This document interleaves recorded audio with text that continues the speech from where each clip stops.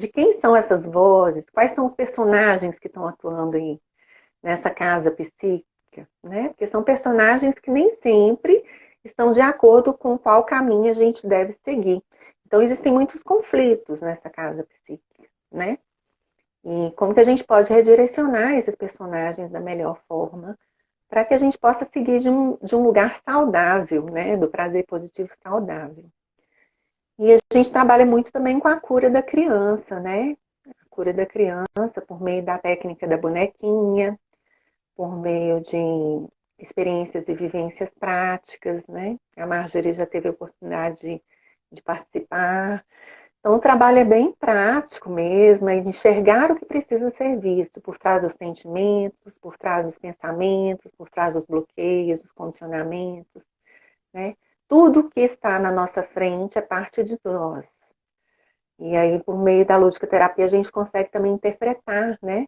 Quais são as informações que estão chegando para nós por meio do que está à nossa volta? O que isso quer dizer sobre nós? Né? E aí a gente consegue, a partir desse lugar de autoconhecimento, ressignificar, né, toda a nossa história. Porque a gente faz parte de um campo morfogenético, um campo familiar, né? E a gente traz essas informações desse campo também.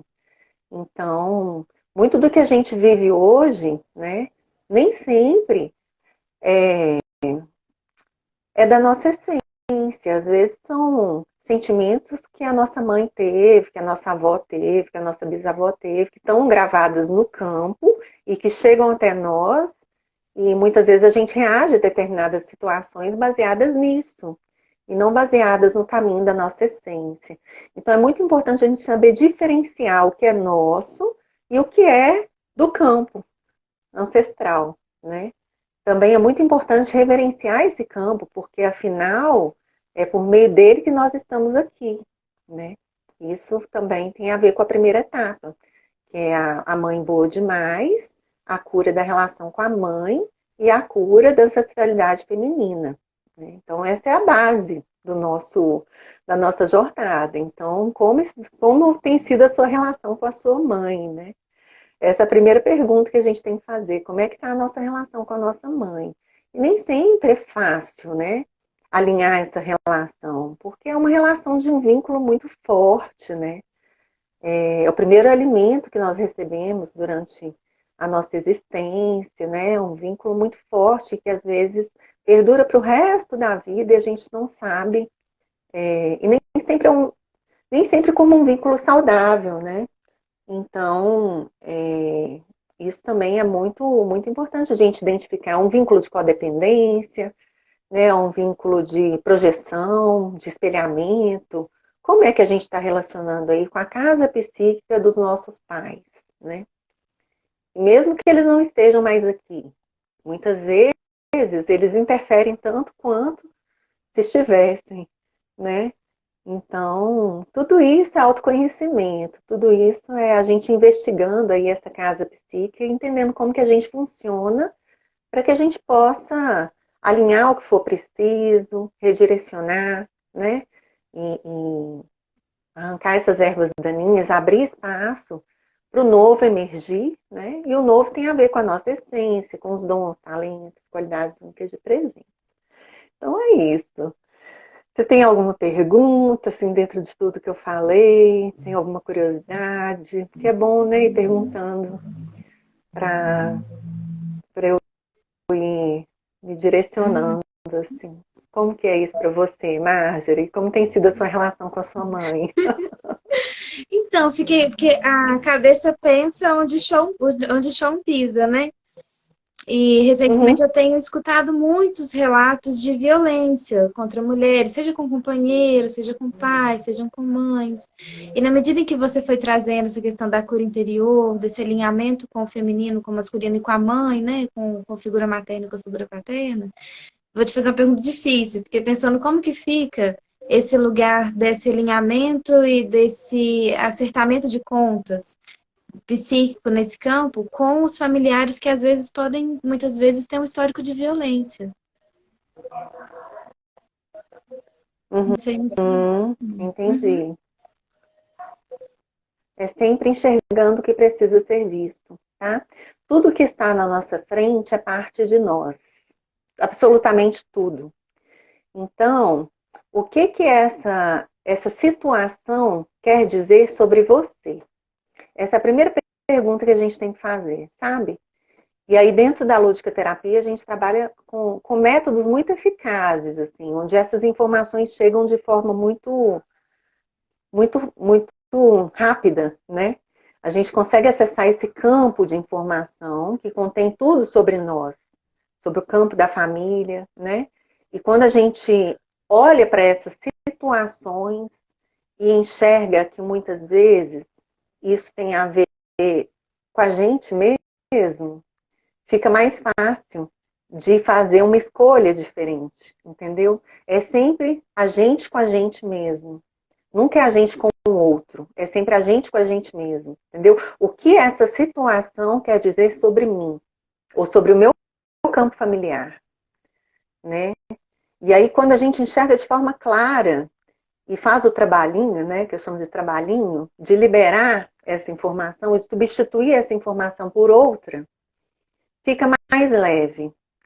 E a cada situação nova que acontece nesse sentido, se a gente parar, olhar, enxergar, fazer o trabalhinho, liberar, substituir, a gente vai conseguindo transformar esse campo, né, aos poucos. A gente vai conseguindo fazer escolhas novas, escolhas diferentes. A gente consegue, por exemplo, não enganchar na historinha do outro, entendeu? Isso já é um grande passo. Quando a gente não engancha, não reage. Quando a gente escolhe atuar do lugar do adulto, a gente age ao invés de reagir. Quem reage é a criança. Quem reage é a criança ferida. Muito interessante você colocar. Claro que às vezes é importante pegar a espada, né? Que eu costumo brincar, que a espada naturalmente é do homem. A arma da mulher é o cálice e a intuição. A gente tem a capacidade de antever o que vai acontecer no futuro.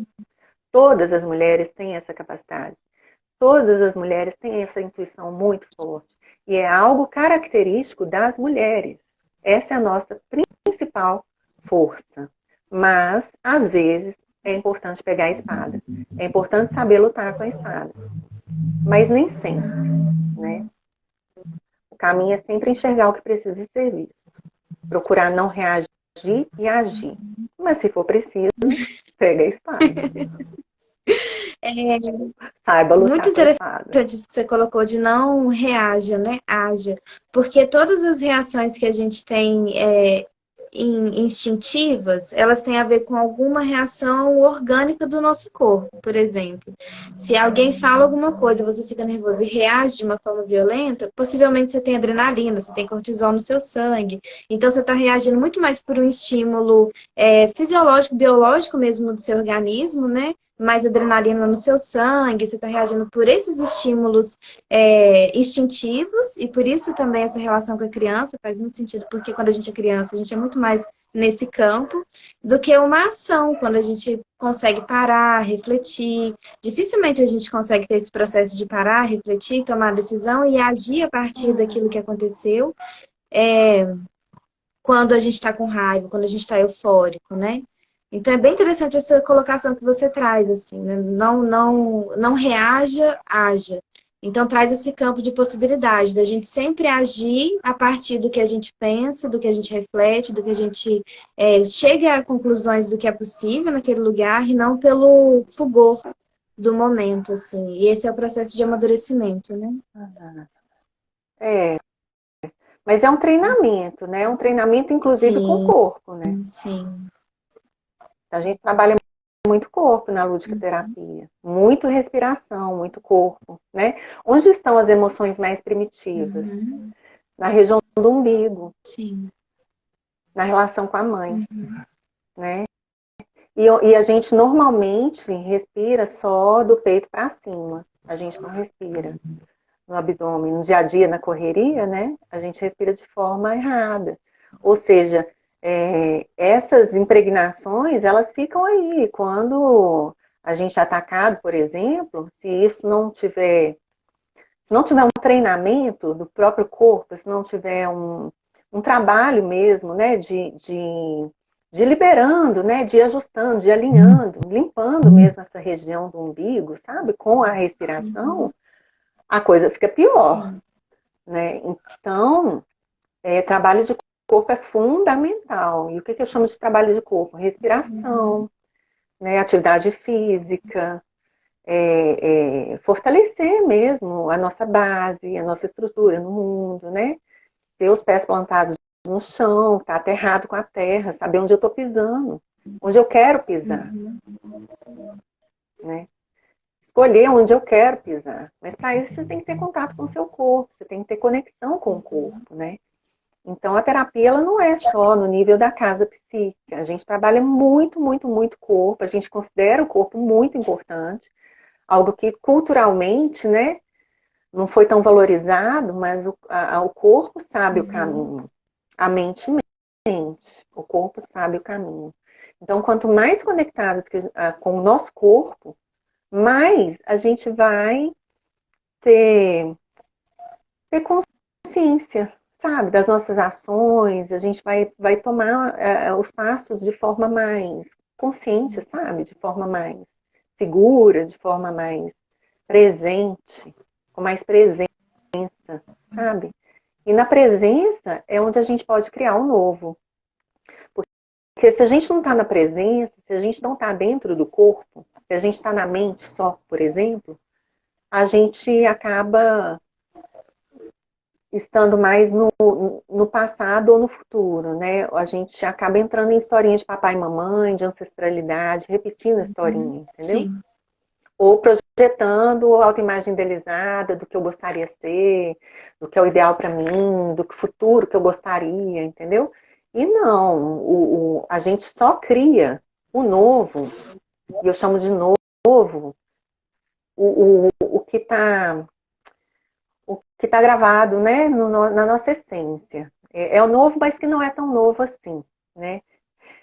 É o novo porque está encoberto muitas vezes, mas é algo que é e sempre será, que são as qualidades únicas de presença do nosso ser. A gente só acessa esse lugar na presença, dentro do corpo, no aqui e agora. Né? Então, o novo ele só pode emergir nesse lugar. E para a gente chegar nesse lugar, é preciso, na verdade, é fundamental, é essencial trabalho de corpo. Né? Tem uma mestra que falava, se você respirar no Hara todos os dias, você não precisa de terapia. Se você respirar da forma correta, você não precisa de terapia, porque a respiração, por si só, autorregula todo o sistema. E existem técnicas de respiração que a gente trabalha na ludicoterapia, né? Com esse objetivo. Então, é muito mais complexo do que a gente imagina. A gente acostumou a separar o corpo, né, da mente, o corpo do espírito, e nós somos integrados mesmo, né? E quanto mais consciência dessa integração a gente tiver, melhor para nós, porque está tudo interligado, sabe? Quando eu trabalho a respiração em algum chakra, por exemplo, né? Eu estou trabalhando nas áreas da minha vida. Eu estou abrindo espaço para que tudo flua melhor em algumas áreas da vida, entendeu? Se eu faço isso de forma consciente, eu contribuo muito para o meu processo de desenvolvimento, sabe? E aí também a gente faz uma correlação das etapas do desenvolvimento da psique feminina com as etapas, com chakras. Com chakras. Então, o chakra do umbigo, a relação com a mãe, as emoções primitivas, né? Tudo que a gente precisa deixar morrer, né? Deixar ir, liberar, para abrir espaço para uma nova postura, né, na vida. O chakra do plexo solar, a relação com o pai e a madrasta, né, do conto. A menina deixa morrer o lugar seguro, recebe a boneca, que é a bênção das ancestrais. O pai da menina casa com a madrasta, que não gosta da menina, maltrata e a faz de escrava. E quanto mais ela se submete, mais a madrasta maltrata a menina. A madrasta representa o eu inferior, e representa também a relação com o pai e com o patriarcado.